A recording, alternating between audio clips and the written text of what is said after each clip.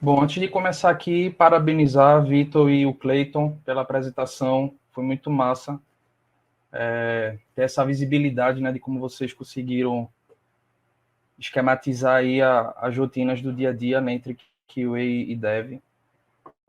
No meu projeto a gente tem algo similar e é bacana quando a gente tem várias frentes atuando em sinergia, né, quando a gente consegue convergir, com certeza o resultado do trabalho sair excelente, né?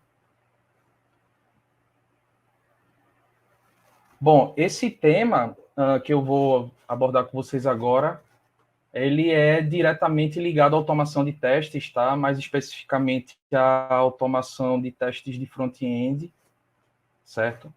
E aqui a gente vai conversar um pouquinho sobre como evoluir seu projeto de testes usando uma estratégia avançada de Page Objects.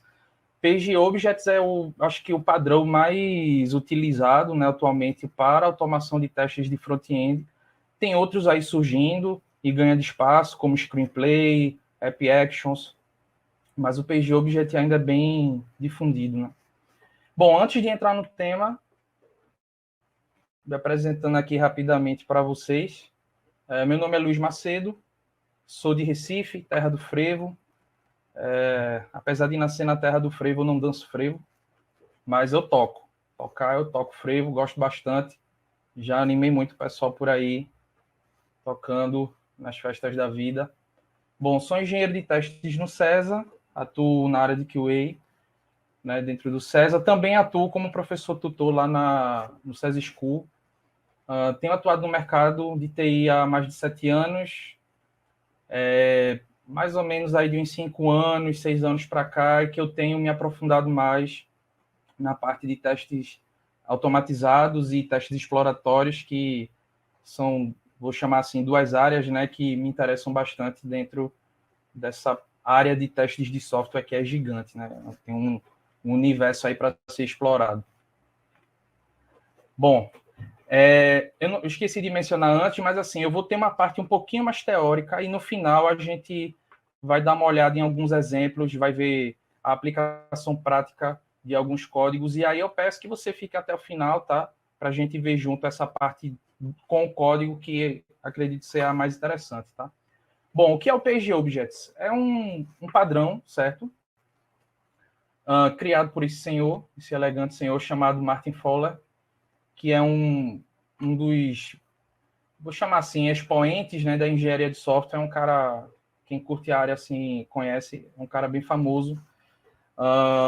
E quando ele concebeu a ideia do PageObject, a ideia era que assim você tivesse uma forma de isolar o código dos seus testes ou dos seus componentes, porque lembrando que a gente, para interagir com uma UI, né, você pode tanto escrever um teste como escrever um crawler, um robozinho, né? Então você tem outras formas também de interagir com uma UI de forma automática.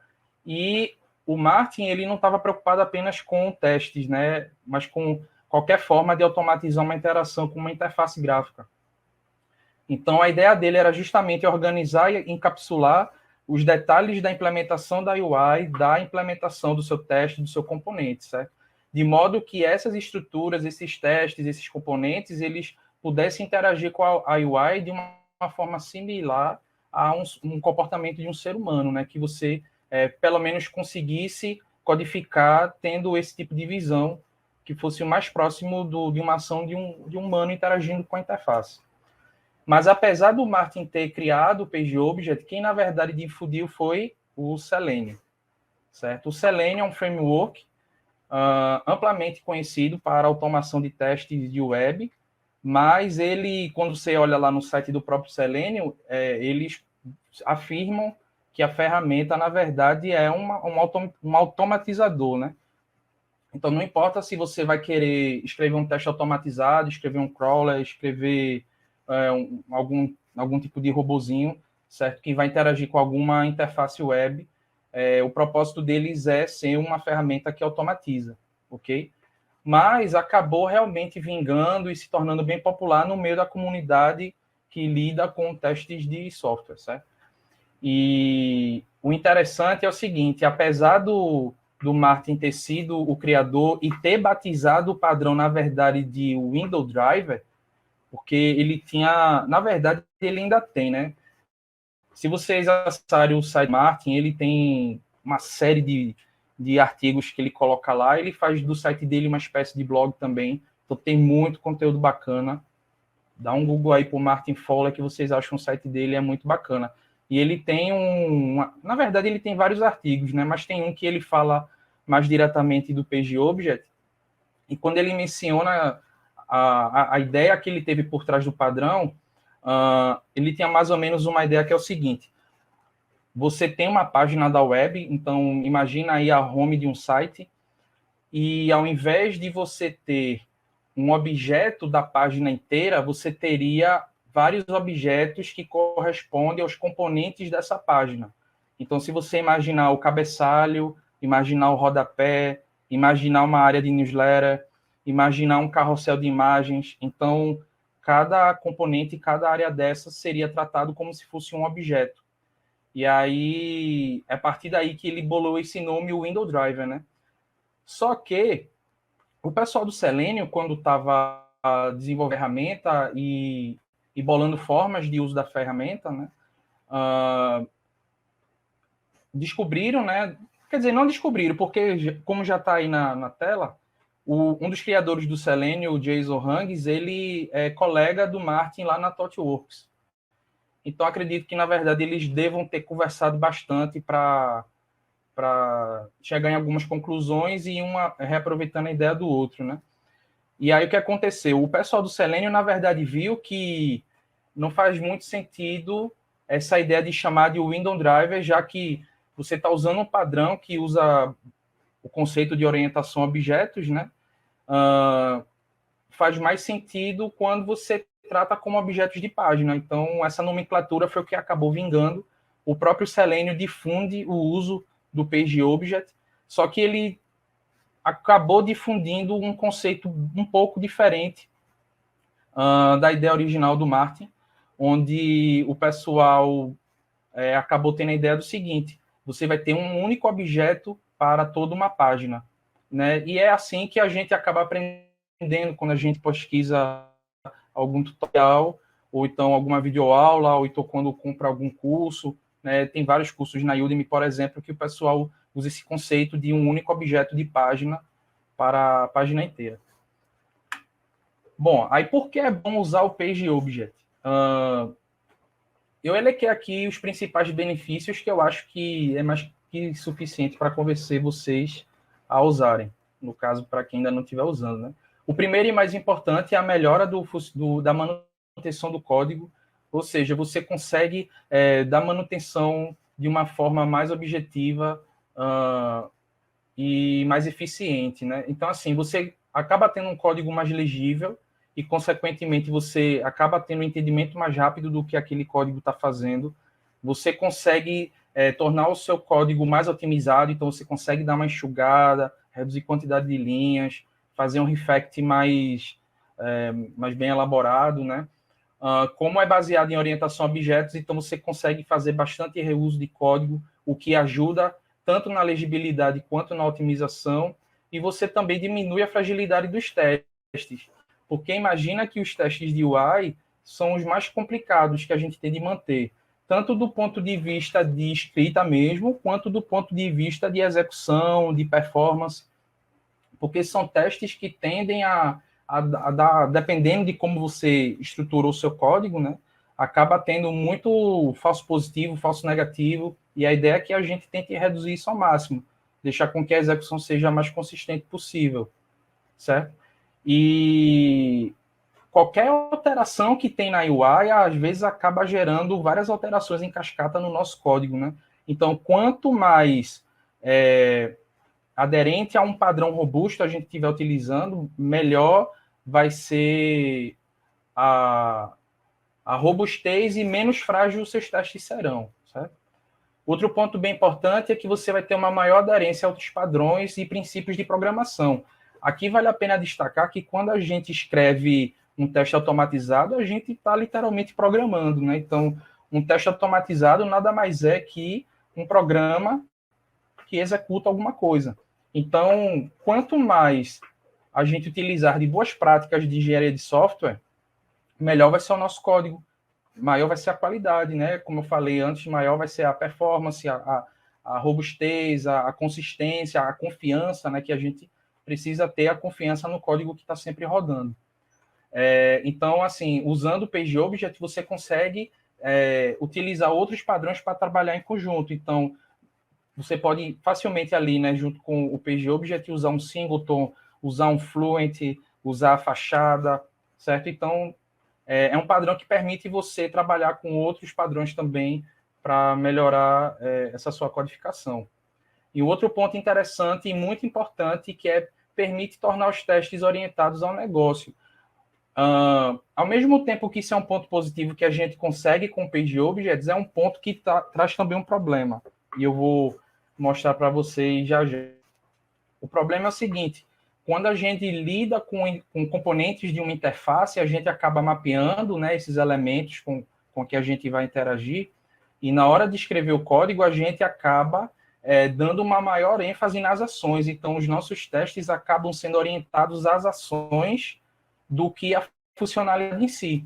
Então, a gente, às vezes, acaba se preocupando muito em descrever step by step o que vai acontecer. Então, clique no botão tal, preencha campo tal, pegue o texto de tal canto, selecione tal opção no combo box, né? E aí, dependendo do tamanho da funcionalidade e do tanto de coisa que o seu script está fazendo, você pode ter um código assim que vai totalmente ao contrário desses pontos da manutenção que eu falei antes, né? Um código que não é fácil de entender, que tem uma dificuldade maior de manter, né? E aí você acaba trazendo vários outros problemas. Mas se você fazer do jeito certinho, dá para a gente transformar esses testes em testes que são mais orientados ao negócio. Então você consegue perceber rapidamente qual é a funcionalidade que está sendo trabalhada, qual é o contexto do cenário. Fica bem mais fácil de observar esses pontos. E aí, quando a gente parte para um modelo mais avançado de PageObject, todos esses pontos que eu mencionei agora, eles se tornam mais evidentes, né? Você potencializa esses pontos e, com certeza, vai estar trazendo uma maior qualidade para o seu código, ok? Tá. Quais são os problemas de um PageObject básico? Quando eu digo básico, é esse modelo de PageObject que a gente acaba aprendendo, né? Quando está pesquisando na internet e pegando, assim, algum tutorial, alguma videoaula do pessoal que, com muita boa vontade, compartilha conhecimento, né? E acaba trazendo esse modelo mais padrão, que é o que a gente acaba aprendendo de primeira, assim, né? Mas antes de falar desses problemas, eu quero só destacar um conjunto de princípios que existem na engenharia de software, que é o SOLID. O SOLID é um acrônimo, né, para uma série de princípios que está aí na tela para vocês: o princípio da responsabilidade única, o princípio aberto-fechado, o princípio da substituição de Liskov, o princípio da segregação da interface e o princípio da inversão da dependência. Eu não vou destrinchar todos os princípios aqui do Solid, eu só vou abordar alguns, porque são os que estão mais relacionados ao PageObject, não são todos. Você pode acabar violando todos os princípios quando faz o PageObject de um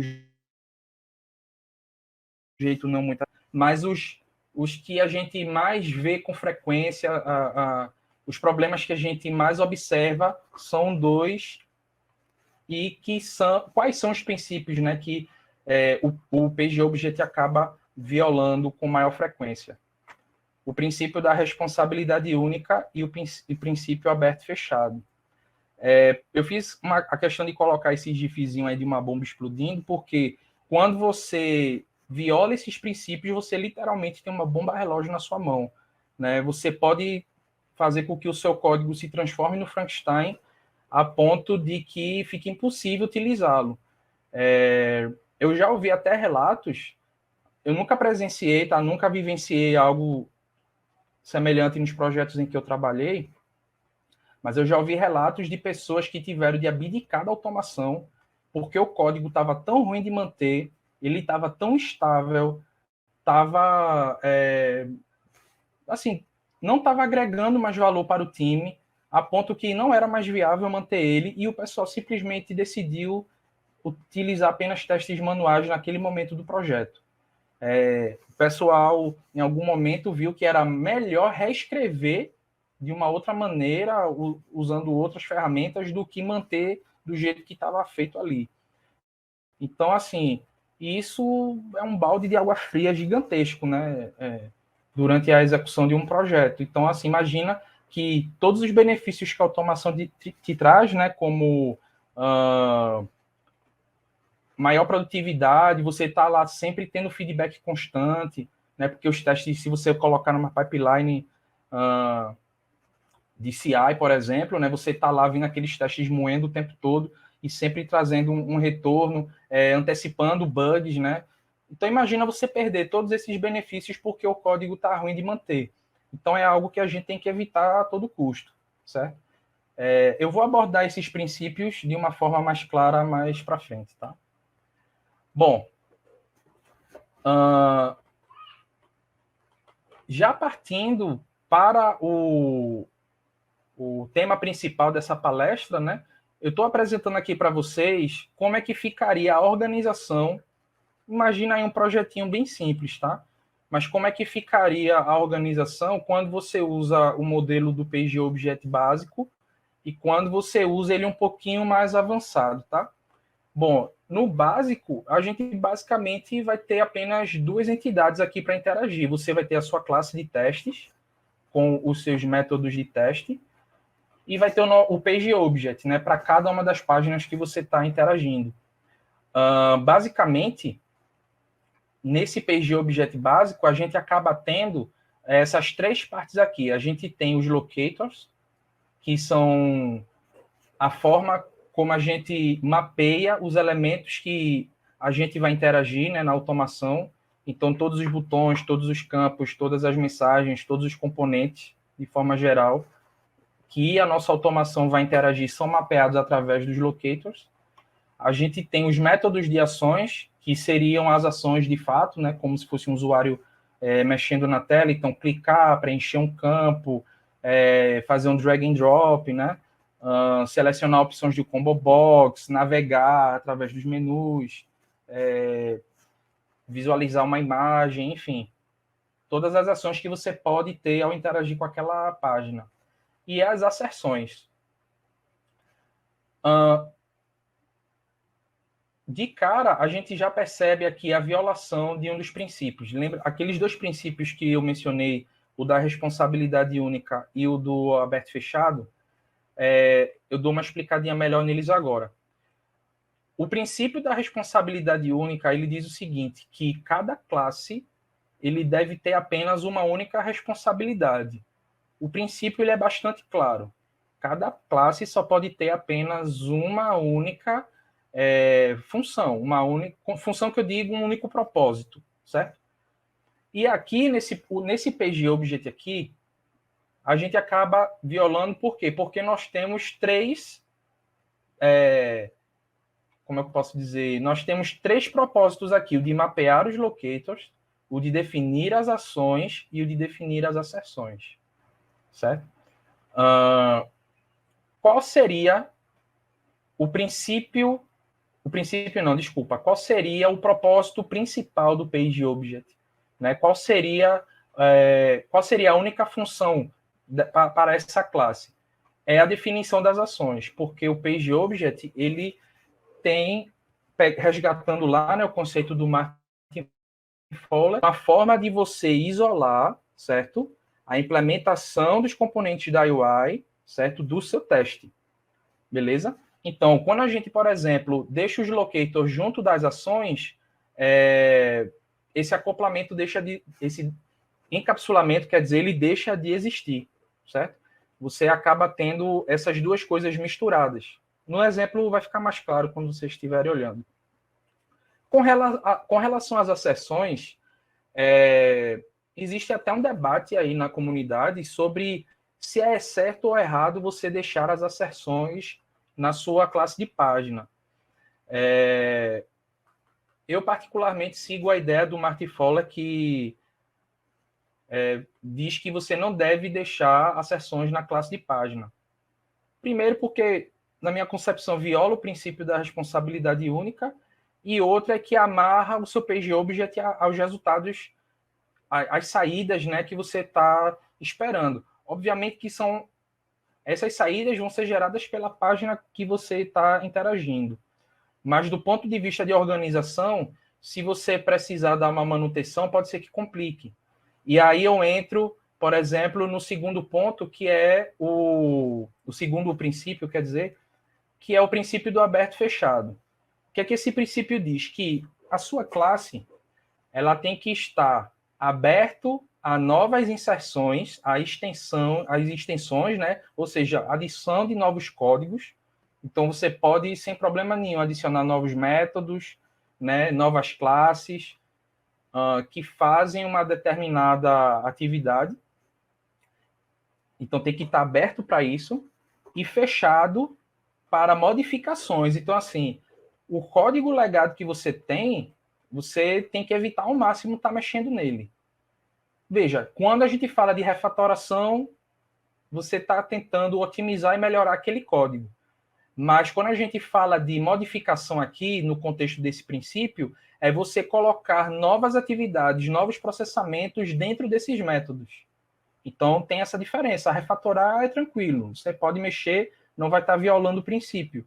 Mas você está incluindo coisa nova dentro de um método que já fazia uma determinada ação, aí é complicado. Então, veja aqui, para dar um exemplo aqui melhor, só dando um contexto, certo? De como você enxerga esse princípio sendo violado. Imagina uma página web que tem uma tabela, certo?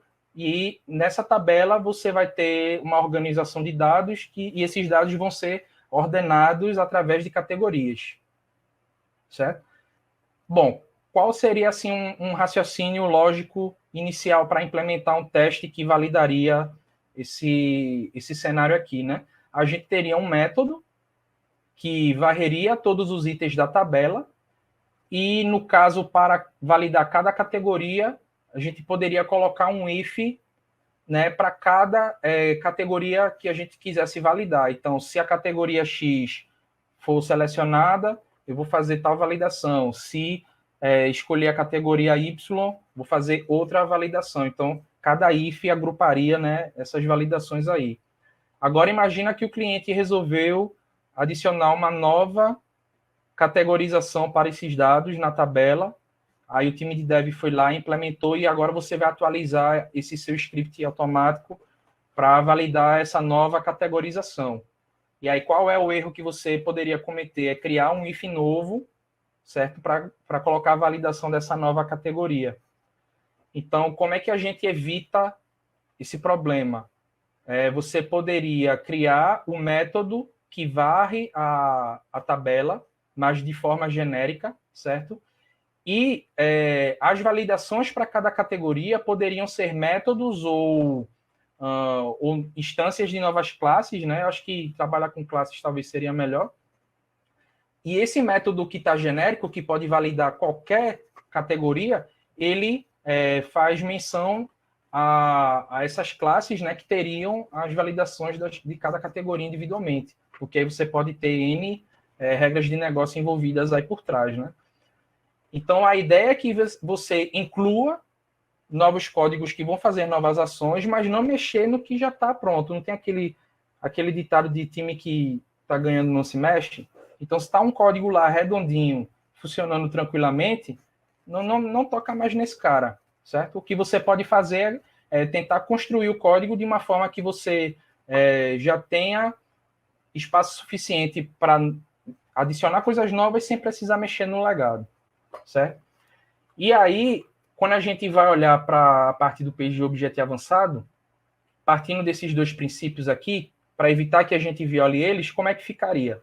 Primeiro, a gente vai desmembrar esse PageObject, né? Então, a gente vai manter no PageObject apenas os métodos de ações. Então, veja que ele aqui no diagrama fica apenas com essa responsabilidade, certo? a gente teria uma outra classe só para mapeamento dos locators. Então, os locators aqui ficam como se fossem atributos mesmo, a gente não teria nenhum método aqui, só realmente a definição desses atributos. Teríamos uma classe valideira, isso aqui são só sugestões de nomes, né? Vocês poderiam adotar outras nomenclaturas. E nessa classe valideira, a gente teria os métodos que realizam as asserções, certo? Então, a classe map, né, que contém os locators, vai fornecer os locators tanto para a classe pageObject, para cada pageObject, né, porque a gente pode ter vários aqui, e também para cada classe validator, porque nas asserções a gente talvez precise acessar algum elemento, né, então vai precisar fazer essa interação com o front-end para fazer alguma validação específica, certo? Uma outra coisa aqui que eu incluí justamente para poder deixar as coisas mais encapsuladas e cada um no seu quadrado, vamos assim dizer, é essa DSL aqui. Bom, para quem não sabe o que é uma DSL, DSL é um acrônimo para Domain Specific Language. Basicamente é uma forma de você criar APIs dentro do seu código, né? Então, assim, para melhorar uma organização de um código, você pode... Quando eu digo API aqui, eu não falo da API em relação a serviços, tá? Mas em API com relação à documentação mesmo, né? A organização do seu código e exposição, né, desse código, como é que você organiza ele. Então, nessa DSL, o que é que a gente teria? Teríamos uma instância do driver, apesar que aqui não seria a geração da instância, aqui a gente já pegaria uma instância pronta, certo? Lá no código eu vou mostrar melhor como é que ficaria isso. E nós teríamos aqui nossas APIs, né? Cada método desse aqui implementa, na verdade, uma API do Selenium. O pessoal, tanto o Martin Fowler quanto outras pessoas que são entusiastas da automação de testes, eles falam o seguinte, que se você chama APIs do Selenium dentro da sua classe de página, você está fazendo errado. O pessoal é assim, bem curto e grosso, sabe? Então, se aqui dentro você chama as APIs do Selenium, você já não está no caminho certo. Beleza? Esse é o entendimento deles e eu até concordo, porque quando eu mostrar o código, vocês vão ver como é que fica a diferença e como é que fica mais fácil para manter depois, né?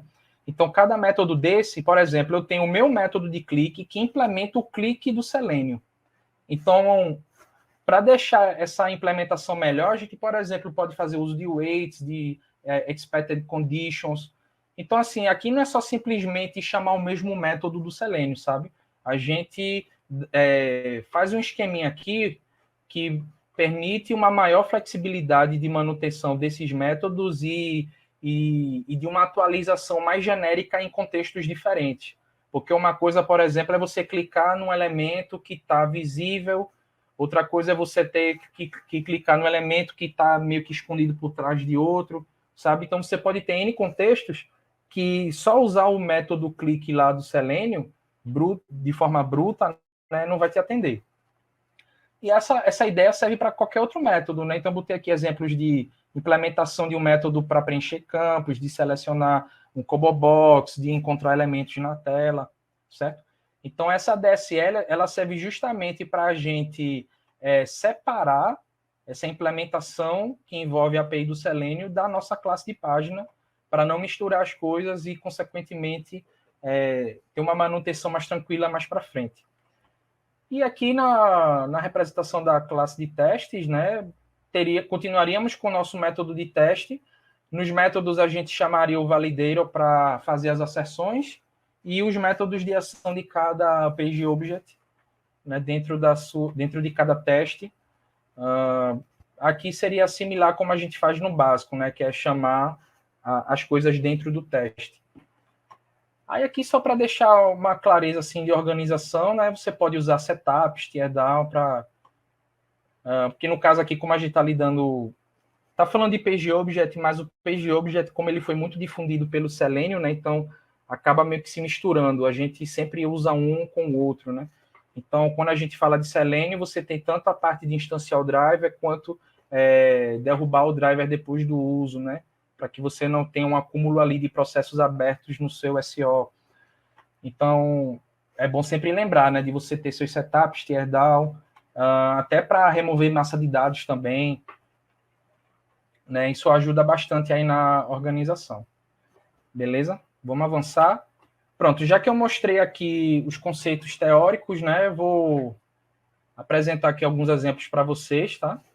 Vou só apresentar agora uma outra janelinha.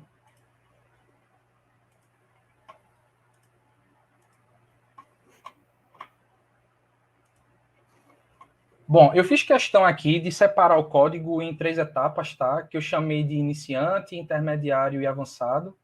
Medium botei aqui mais porque esse page object avançado, né, que foi o que eu mencionei antes, aquele que a gente aprende quando a gente está estudando inicialmente sobre page objects, né? Eu considero que esse cara aí é o meio do caminho. A gente vai sair de um cenário muito ruim, a gente vai caminhar, vai ficar ali na metade do caminho, e quando a gente parte para o modelo mais avançado, aí a gente já parte para o mundo mais ideal, né? Que daí você pode partir para várias abordagens que vão te ajudar a trazer qualidade no teu código. Então, no iniciante aqui, como é que seria? Né? Como é que seria não? Como é que é? Porque, assim, a gente tem vários exemplos aí na internet, você pesquisa um tutorial, você vai acabar achando vários exemplos que lidam dessa forma, e infelizmente algumas pessoas acabam implementando seus testes dessa forma mesmo, né? Acha que está tudo bem, porque viu em alguns exemplos e segue desse jeito. Bom, quais são os problemas que a gente tem aqui? Eu tenho essa classe de testes, eu tenho 2 métodos de teste, certo? Esses testes fazem o quê? Um deles valida o registro de uma newsletter com um e-mail inválido e outro faz o registro com um e-mail inexistente, tá? Um exemplo assim, bem simples, só para a gente conseguir ver o contexto das coisas. O que é que a gente tem aqui nesses testes, né? A gente tem a instância do driver, depois a gente chama a API do Selenium para encontrar um elemento na tela, ao mesmo tempo aqui a gente faz o mapeamento do locator e ao mesmo tempo a gente faz a chamada da API do Selenium para preencher o campo, né? Com esse valor aqui. A mesma ideia serve para os outros, né? Então a gente tem aqui uma linha que executa um clique. Depois do clique, como o e-mail vai ser inválido, né? Vai aparecer uma mensagem de validação. E aí a gente captura esse elemento com essa mensagem de validação e pega o texto e depois faz uma acessão aqui. Bom, a ideia vale para os dois, né? Veja que são basicamente as mesmas ações, tá? Só muda, na verdade, aqui o texto porque a gente está alterando o dado. Qual é o problema da gente fazer dessa forma?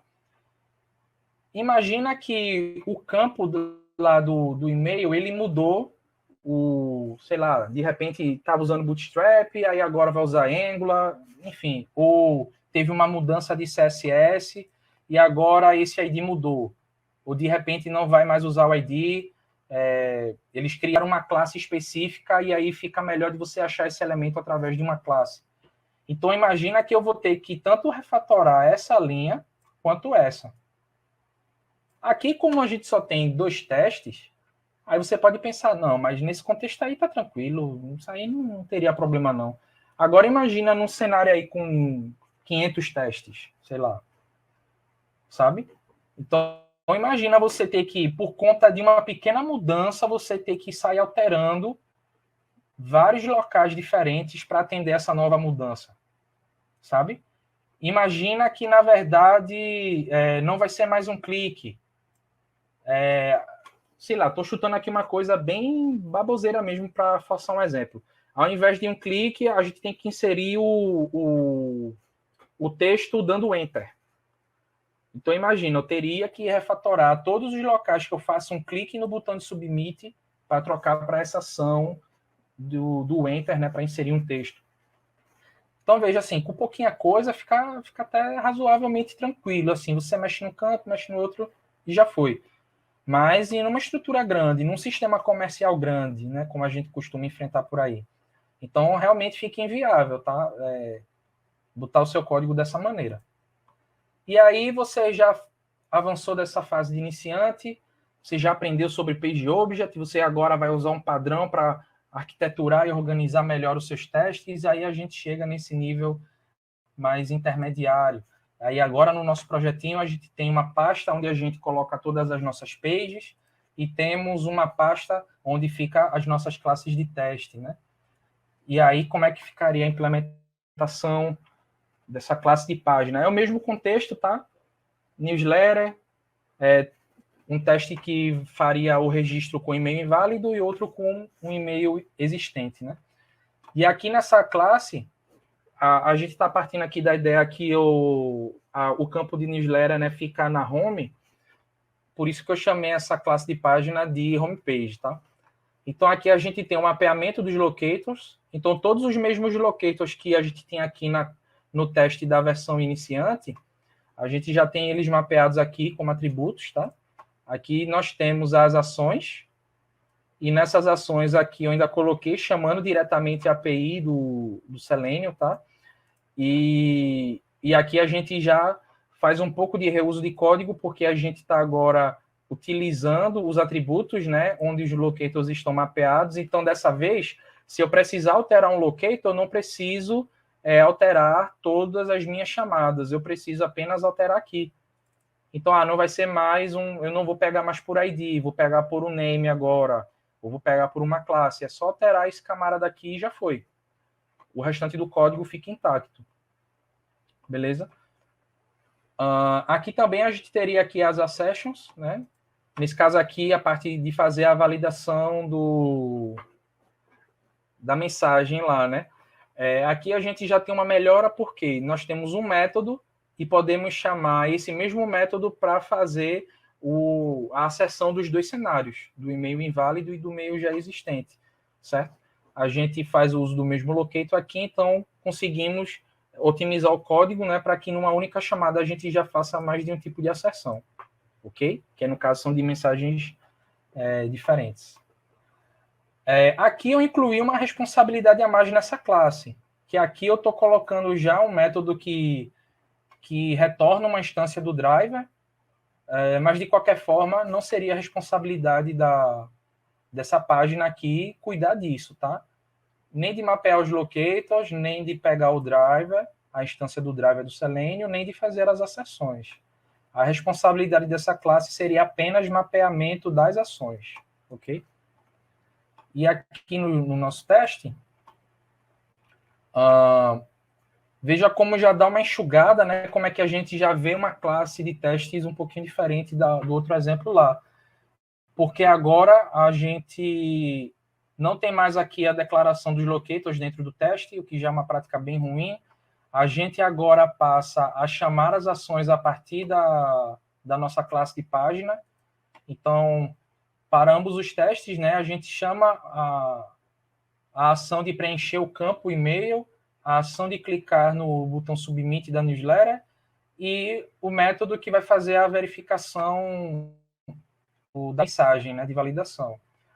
A gente já melhorou nesse ponto, mas a gente ainda tem um problema. Assim, probleminha. Isso aqui também pode gerar um debate, né? Eu particularmente prefiro parametrizar os dados aqui na classe de teste. Eu sei que isso não tem a ver diretamente com PageObject, mas fica aqui a dica.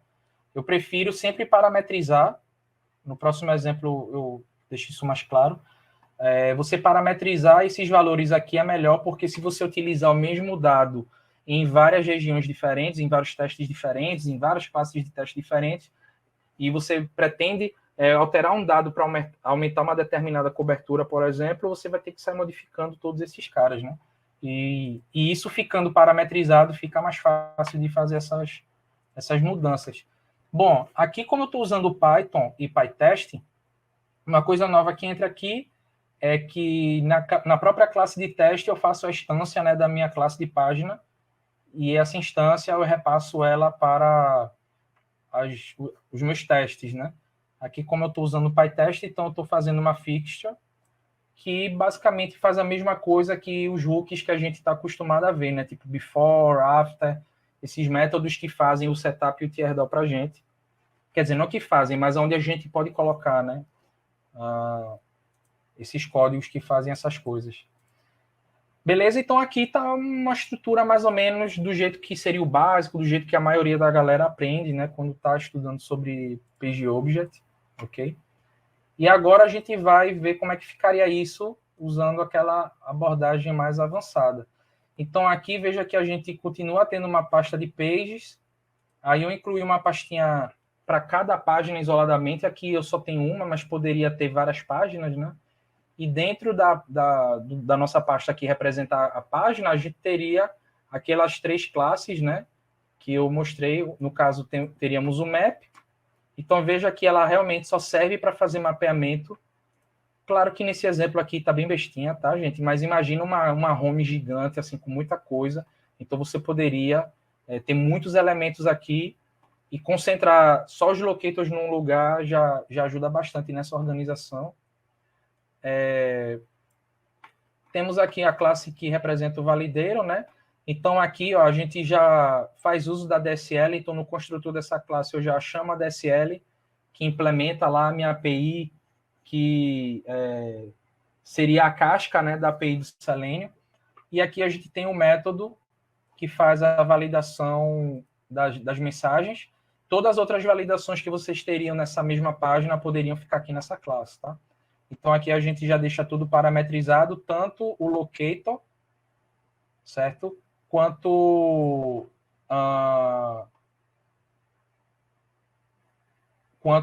os dados, né, que a gente passa aqui nas nossas asserções. Então, aqui a gente recebe o valor da mensagem e faz o comparativo. Beleza? Bom, e como é que ficaria a nossa page? A page só com os métodos de ação. Então, temos aqui o método para preencher o campo e-mail e o método para clicar no botão da newsletter. Veja que já dá uma enxugada, né? Se a gente for comparar com a outra page, a gente aqui já tem bem menos linhas nos métodos de ações, certo? Aqui a gente está chamando sempre os métodos da DSL para fazer. Então, por exemplo, aqui no e-mail, o que é que eu estou fazendo? Para eu não precisar fazer um scroll até a página, porque nessa minha página aqui, eu estou usando... É porque eu não mostrei para vocês, né? Mas esses exemplos estão baseados num site chamado Automation Practice. É um site que é um fake de um e-commerce e ele é focado em treinamento de testes para web, né? Então vocês podem acessar automationpractice.com e aí vocês podem criar testes que interagem com a página. É bem bacana. E nessa página, lá na home deles, a newsletter fica embaixo. Então, o que eu estou fazendo aqui ao invés de fazer o scroll, eu já estou dando um foco diretamente no elemento, para poder o elemento entrar na viewport, né, para eu conseguir interagir com ele. Uma dica aqui é que se o elemento da página, mesmo que ele esteja no DOM, tipo, está carregado no DOM certinho, o browser já reconheceu ele, mas ele não está no viewport. O viewport seria a área de ação, né? Desculpa, a área de visualização da página. Se não tiver lá, o Selenium não consegue interagir com esse elemento. Então, por isso que eu estou fazendo esse Move to Element, para ele dar o foco nesse campo. Aí, ó, uma outra coisa interessante que eu sugiro a vocês é não utilizar sleep. Né? Sleep é algo que o pessoal usa bastante. Tipo, a página está carregando e entre a interação entre um elemento e outro, o script vai tentar executar a ação, mas a página ainda não foi totalmente carregada, ou o elemento ainda não está totalmente visível na tela, e aí o pessoal quer dar uma forçadinha assim para parar a execução, para dar tempo daquele elemento carregar, né? E é muito comum usar o sleep. Só que o sleep não, assim, pelo menos muita gente considera não ser uma boa prática, porque ele trava a thread inteira. Então imagina se você precisar fazer requisições assíncronas e quiser também validar elas durante o teste, né? Então, com a thread inteira travada, você não consegue. E o Selenium, ele tem uma API específica para fazer pause. Então, você diz a quantidade de segundos. É bem mais elegante, né, usar o pause do Selenium do que usar um sleep, beleza? Fica aí a dica para vocês. Bom, o que eu estou fazendo aqui, o seguinte, eu tenho que instanciar, além de instanciar o driver para fazer a chamada aqui da DSL, eu preciso também instanciar a minha map, né, para ter acesso aos locators dessa página. E outra coisa que eu fiz de diferente, justamente para conseguir tornar os meus testes orientados ao negócio, é ter um método, certo? Onde eu concentro todas as minhas ações. Então, lá no meu teste, eu não preciso chamar os métodos de ação. Eu posso chamar o método que representa toda a minha feature. Aqui está um negócio simples, mas se você tem features grandes, isso aqui é como se fosse uma luva, né? Tipo, ficar... Você vai ter muito mais... você vai ter uma manutenção muito mais fácil, né, e um código bem mais enxuto do que você está chamando as ações diretamente lá no teste. Bom, nesse modelinho aqui, eu mencionei para vocês a DSL, né? Então está aqui a minha DSL, onde eu implemento essa minha API.